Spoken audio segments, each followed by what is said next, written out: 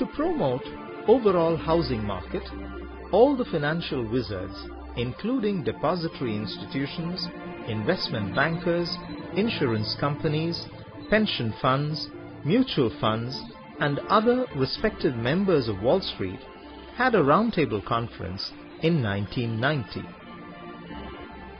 The key agenda items were how to allow the banks to sell their loan portfolio to other intermediaries so that they could use the funds from the portfolio sale to give further loans to other waiting customers, and also for the portfolio buyers to earn reasonable returns in terms of the interest payments from the borrowers from the investments.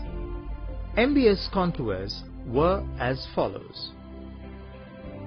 The role of the mortgage originators, generally depository institutions or banks, were to distribute housing loans to eligible individuals, same as before.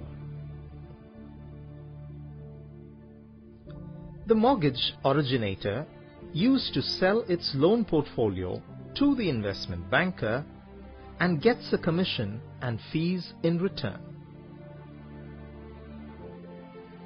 The role of the investment banker and other big banks was to pool many such loans into one basket and then break the basket into multiple securities that can be sold individually or collectively to other parties.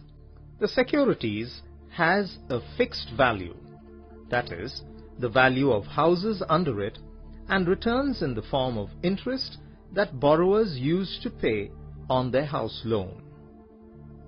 It can be considered similar to a mutual fund that pools the cash flows from a large number of stocks and pays them out to investors in the fund.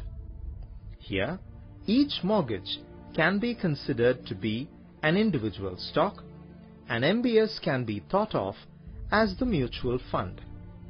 A typical MBS or CDO would combine several thousand home loans.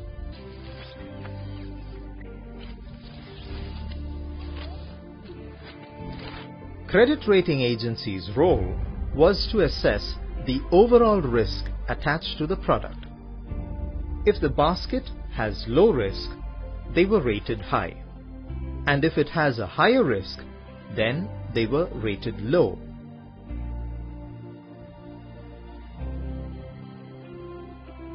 Pension funds, mutual funds, hedge funds, insurance companies, investment banks were the major buyers of these kinds of securities, as they used to get good returns on these securities.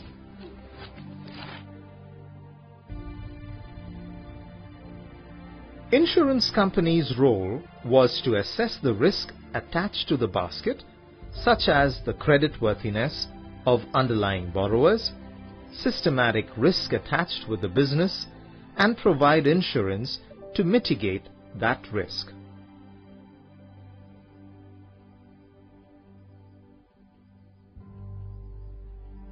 Insurance companies also gave credit default swaps to the investors of these securities. These swaps were like life insurance of mortgage-backed security. In case the MBS basket loses its value, the investor into the MBS could get the pre-decided value from the insurance companies.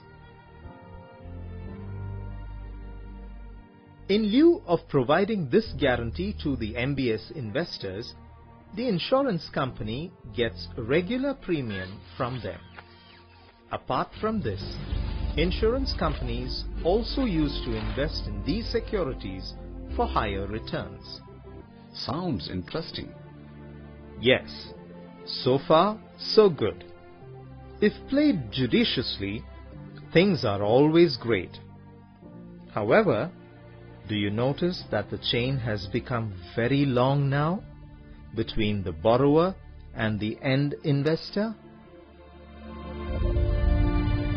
Inherently looks okay, but needs caution while execution. Exactly. Let's see how much caution has been adopted in the execution.